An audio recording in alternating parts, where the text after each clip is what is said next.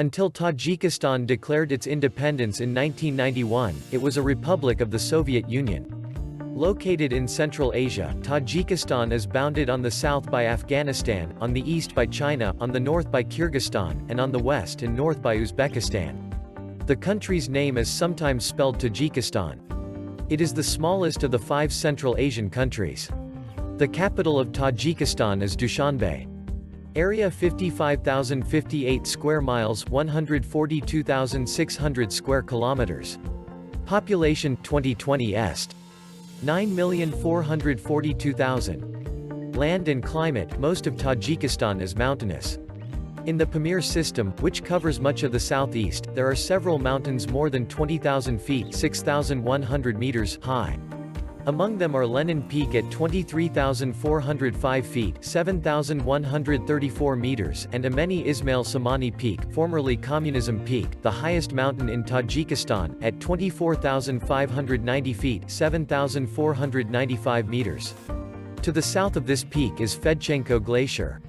At some 45 miles (70 kilometers) in length, it is the largest glacier outside the world's polar regions. In the north lies part of the Transalay Range, a component of the Tian Shan mountain system. Part of the southern Tian Shan, principally the Turkestan, Zirafshan, and Gisar ranges, covers east-central Tajikistan. Along with the other countries of South-Central Asia, Tajikistan lies in an area with significant seismic activity, thus earthquakes, some of which cause severe damage, are common. The chief rivers of the republic are the Zirafshan as well as the Sir Darya and the Amu Darya, 2 of the longest rivers in Central Asia. There are few lakes, some of which were formed by glaciers or avalanches that blocked existing streams. Largest of the glacier-formed lakes is Karakol. Tajikistan has a continental climate, with hot dry summers and very cold winters. The lowlands are hot and dry in summer, with an average annual rainfall of less than 10 inches (25 centimeters). Summer temperatures in these regions average slightly over 80 degrees Fahrenheit (27 degrees Celsius), while winter temperatures hover around freezing. In the foothills it is cooler and there is more rain. In the high mountains the average winter temperature frequently dips below 0 degrees Fahrenheit (-18 degrees Celsius), and in some places it can drop to -50 degrees Fahrenheit (-45 degrees Celsius). Precipitation is scant in the high mountains, averaging roughly 2 to 3 inches (5 to 8 centimeters) per year. However, moist air moving up into the mountains from the valleys can produce locally heavy precipitation, with an annual snow accumulation of 30 to 60 inches (76 to 152 centimeters). People and culture. The high mountainous terrain covering most of Tajikistan makes much of the country unsuitable for human habitation. The population density is highest in the foothills and valleys. The population is largely rural, with only about a quarter of the people living in urban areas in the 2000s. The 2 largest cities are Dushanbe and Kuyan. Ethnic groups, languages, and religions. About 4/5 of the population is made up of the Tajik ethnic group. Uzbeks make up a large portion of the remaining population. There are also small populations of Russians, Tatars, Jews, and Kyrgyz. The official language is Tajik, which is an Iranian language. However, the national constitution guarantees all people living in Tajikistan the freedom to use the language of their choice. Russian and Uzbek are spoken by large fragments of the population. There is no official religion, but roughly 4/5 of the population are Sunni Muslims. Education and social welfare. Prior to Tajikistan's incorporation into the Soviet Union in 1929, the educational system consisted mainly of the Muslim system of primary schools, maktabs, and academies offering higher education in theology and law, madrasas. Both types of schools offered education only to boys. The Soviet regime effected a marked change in education, with a move towards secular institutions that offered education to both boys and girls. A wide range of opportunities in higher education were available as well. As a result, the literacy rate in Tajikistan is high and essentially equivalent between males and females. Virtually the entire adult population is able to read and write, and more than half the adult population has completed secondary school. Following the breakup of the Soviet Union in 1991, however, government support of many educational institutions waned dramatically. Like the education sector, the health care system in Tajikistan has faced challenges since the fall of the Soviet Union. High levels of environmental pollution, a result of careless and improper use of agricultural pesticides, have created severe health risks. Poor sanitary standards elevate the transmission of infectious diseases, and modern amenities, such as indoor plumbing and modern heating, are found only in urban areas. Economy: the violent civil war that followed independence devastated much of the country's economy, with industry and agriculture particularly affected. Prior to 1991, about half of the population was engaged in collective farming. The government owned the land, which communities of people worked. Although the constitution adopted following independence precluded private ownership of land, the government began in the 1990s to move toward privatization of farms with the assistance of the World Bank. By 2001, thousands of private farms were thriving. In addition, all state-owned cotton ginneries had been privatized. Agriculture is the mainstay of the Tajik economy, employing almost two-thirds of the labor force. The single most important crop in Tajikistan is cotton. Other important crops include wheat and other grains, fruits such as cherries, apricots, pomegranates, and figs, and potatoes and other vegetables. Sheep, cattle, and goats are the most abundant livestock. Irrigation is vital to the country's agriculture, and Tajikistan is greatly dependent upon Soviet-built canals and irrigation systems.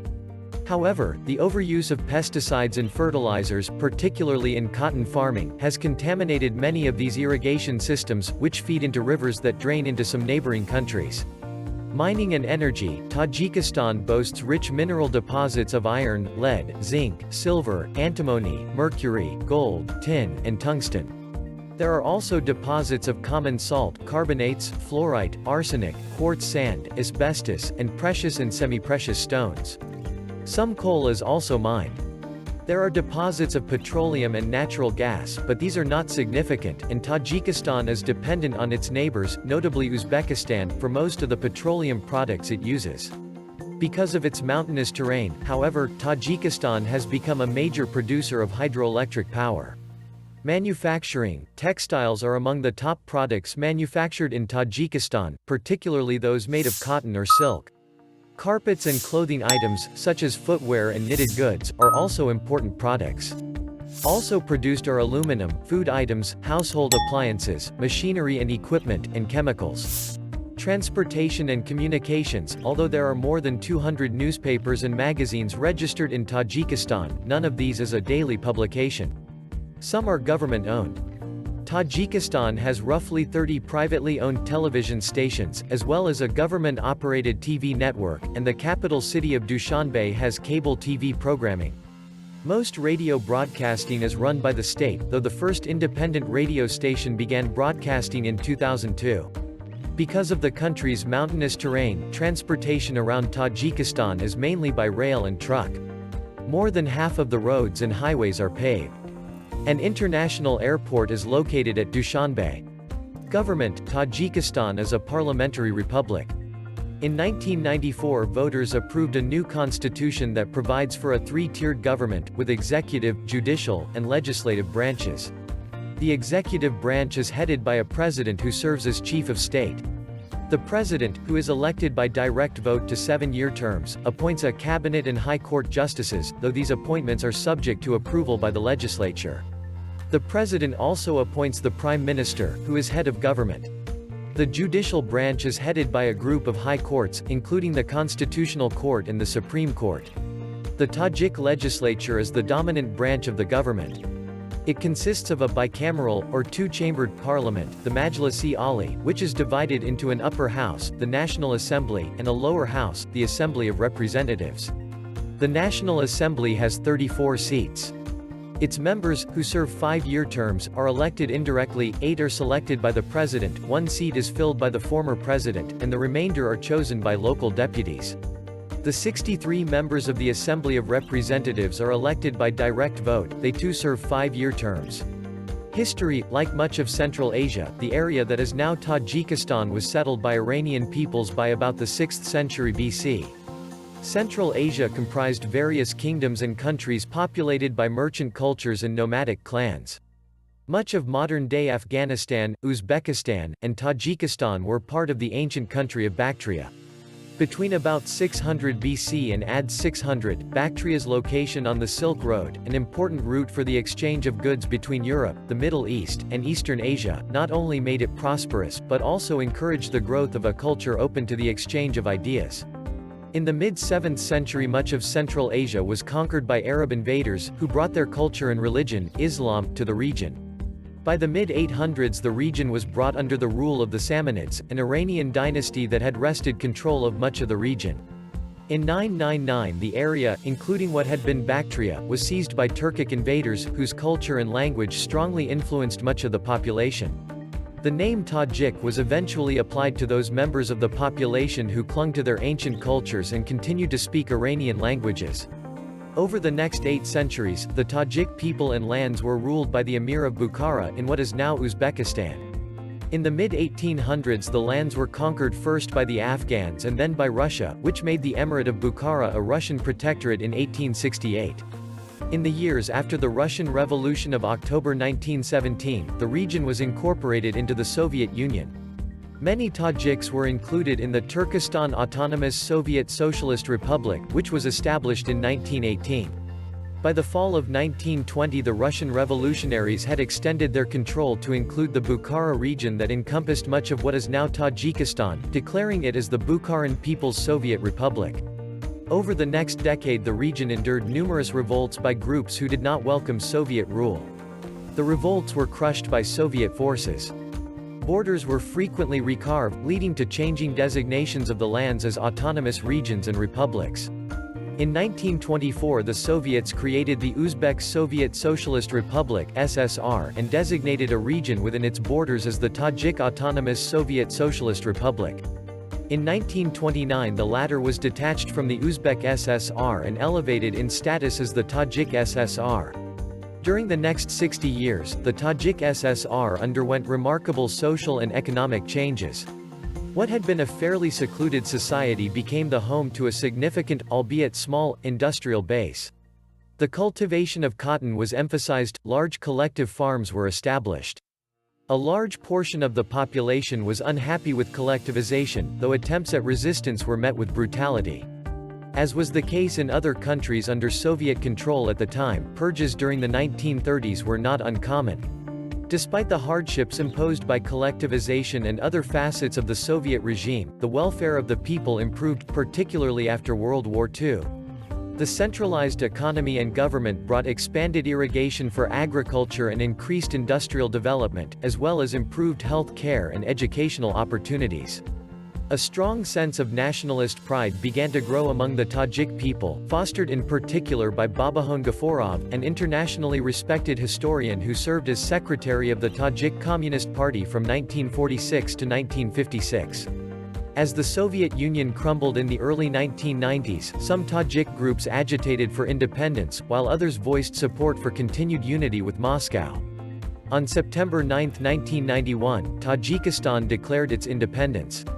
2 months later Rahman Nabiev, a leading member of the old Communist Party, won the country's first presidential elections. Tajikistan joined the United Nations (UN) in 1992. Almost immediately after gaining independence, Tajikistan was plunged into turmoil.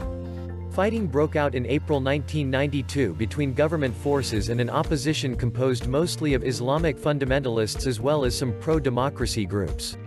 It soon evolved into a civil war.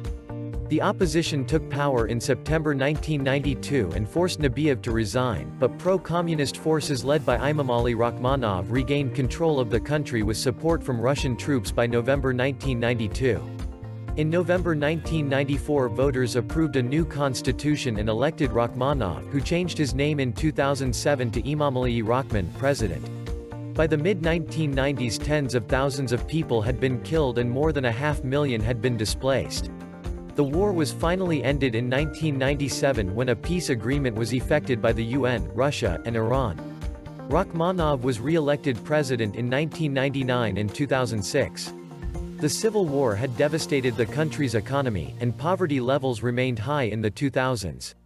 Another problem the government faced was the difficulty of controlling the border with Afghanistan, across which large amounts of illegal drugs were sent from Afghanistan to Tajikistan and from there to Russia and Europe.